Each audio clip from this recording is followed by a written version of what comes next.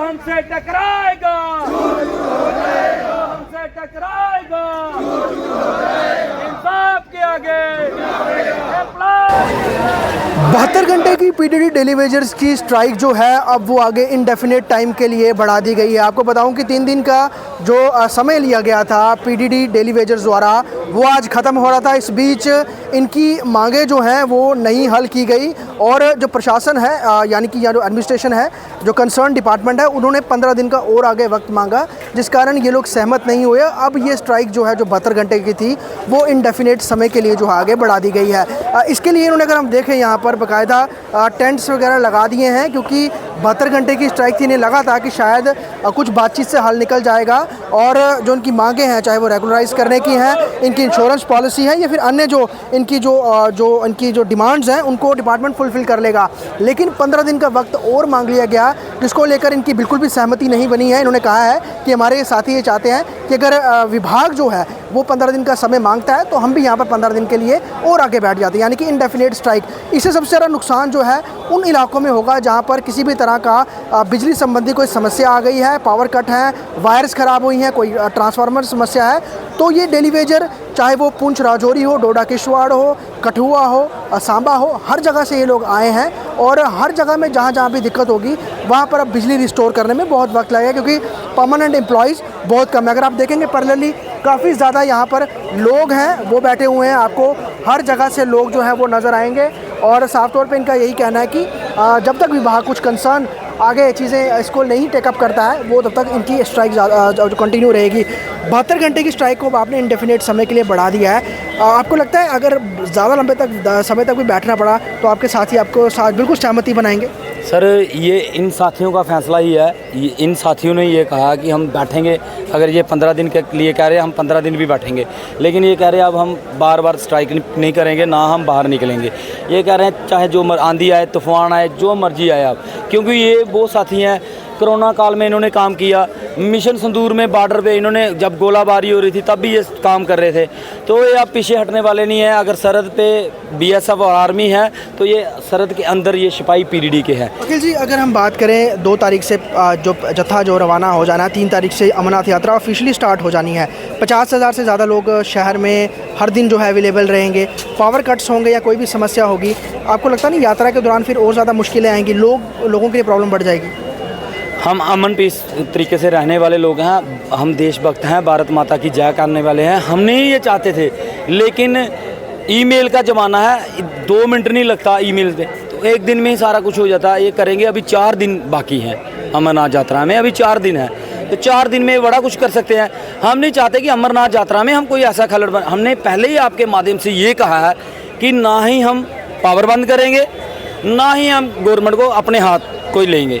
हम अमन तरीके से, पीसफुल तरीके से यहाँ बैठेंगे। ये हमारा घर है, जहाँ पावर बंद होगी वहाँ पावर बंद रहेगी, यहाँ तार टूटेगी वहाँ हमारा साथी कोई भी काम नहीं करेगा।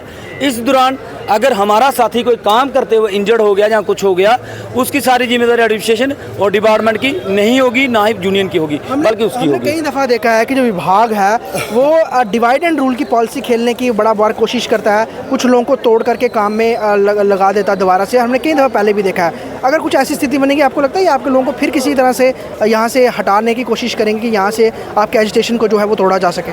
ये जो लोग हैं अब ये वो लोग नहीं हैं, ये पहले होता था। अब इन्होंने अपना जीवन 40 साल, आप देख रहे हो कैमरा ऑन द कैमरा, 40 साल से ऊपर है। अब ये टूटने वाले नहीं हैं। इन्होंने अपने आंखों के सामने एक्सीडेंट देखे हैं, अपने साथियों की बाजू कटते देखी हैं, अपने साथियों की टांगे, अपने साथियों को मरते और उनके बच्चों को रोते हुए इन्होंने देखा है।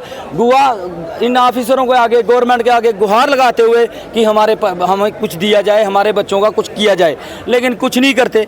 ये आश्वासन पे आश्वासन देते हैं, इनकी पॉलिसी कर रहे हैं, इंश्योरेंस बढ़ा रहे हैं, बढ़ाने में बड़ा कुछ बढ़ाएंगे, लेकिन मिलना चाहिए। अगर 10 लाख रुपए में आजकल क्या होता है, 10 लाख में किसी बच्चे का पिता नहीं आ जाएगा, किसी विधवा का उसका घरवाला नहीं आ जाएगा, किसी माता का, पिता का, बूढ़े बुजुर्ग का उसका बेटा नहीं आ जाएगा। जिस घर से साया उठ जाता है, जो वही कमाने वाला था, उस फैमिली को पता होता है, जहाँ उस परिवार को होता है। जिस तन लागे वही तन जाने, उन फैमिली को पता है।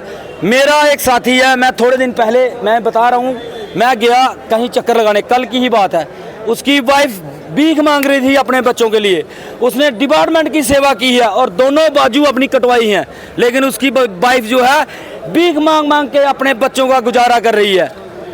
उसका बेचारी का क्या कसूर है, मुझे ये बताया जाए। मतलब ये स्थिति बन गई है कि जो डिसेबल हो गए हैं उनको भीख तक मांगनी पड़ रही है। यही है, मैं आपको बता रहा हूँ ना, शर्म की बात है, शेम ऑन डिपार्टमेंट और इन अफसरों ने। अगर हम हैं तो ये ऑफिसर हैं। ये हमारा भाई है, इसका एक्सीडेंट हुआ, इसकी वाइफ मर गई। जिस दिन इसका एक्सीडेंट हुआ उसने टेंशन ली, इसकी बाजू कट गई, उसी दिन इसकी वाइफ मर गई और इसके छोटे छोटे 2 बच्चे रह गए हैं। अभी तक कोई मिलने आया अधिकारी जब से 72 घंटे की स्ट्राइक चल रही है? हमारी बड़ी बातचीत हो रही है, लेकिन उस बातचीत का हमें कोई फ़ायदा नहीं है, कोई कुछ दिख नहीं रहा। अब हमने कहा है कि वन टाइम सेटलमेंट करो, 4000 लोग हैं, रेगुलर कर दो। इनके पास पोस्टें बड़ी हैं, जितनी पोस्टें हैं उतनी पोस्टें ही फिल कर दो। मेरा तो नंबर नहीं आएगा, मेरे इस भाई का तो आ गया ना जिसने अपनी बाजू कटवाई है, मेरे उस भाई का तो आएगा ना जिसने अपनी टांगे कटाई हैं। अब जो मर गया उसकी पे भी बंद, उसको बाहर निकाल देते हैं, उसके लिए कोई परिविधान नहीं है, कोई कुछ नहीं है, लेकिन कोई तो कोई परमानेंट होगा ना, हमारा भाई ही होगा। हमें खुशी होगी कि हमारा भाई रेगुलर हुआ है। आज इसका नंबर है, कल मेरा नंबर होगा।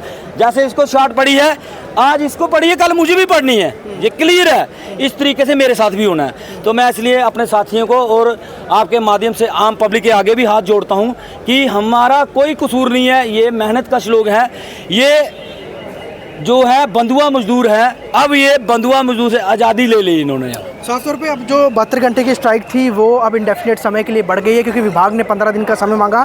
इस बीच कई सारे ऐसे लोग हैं, ये देखिए अगर आप इनके जो बॉडी पार्ट्स हैं किस तरह से ख़राब हो गए, काम करते हुए करंट लगा था। सर की भी यहाँ पर देखिए ये हालत इस तरह से है। कई सारे और लोग हैं यहाँ पर, ये भाई साहब हैं यहाँ पर, इनकी बाजू कट गई थी काम करते हुए, बहुत भयंकर करंट लगा था, तब भी ये लोग जो है यहाँ पर डटे हुए हैं, काम कर रहे हैं। लेकिन अब साफ तौर पे बात यही है कि जब तक विभाग इनकी मांगे पूरी नहीं करता, यानी कि फुल टाइम सेटलमेंट नहीं करता, तब तक यहाँ पर इंडेफिनेट स्ट्राइक इनकी चलती रहेगी। और जहाँ भी जितना भी जम्मू प्रोविंस का जो पीडीडी डेली वेजर है वो सभी अभी जो है वो एमडी ऑफिस में इकट्ठा है और आने वाले समय में भी इकट्ठा रहेगा। इनका ये कहना है कि जो काम आज के समय एक मेल से हो सकता है, उसके लिए 15 दिन का वक्त मांगा जा रहा है, तो वो हम बिल्कुल भी बर्दाश्त नहीं करेंगे। हम यही मांगते हैं, अब हमारा जो मुद्दा है, मसले हैं, वो तुरंत हल कर दें। जी, जम्मू कश्मीर लद्दाख के लिए जम्मू से कोश पटियाला की रिपोर्ट।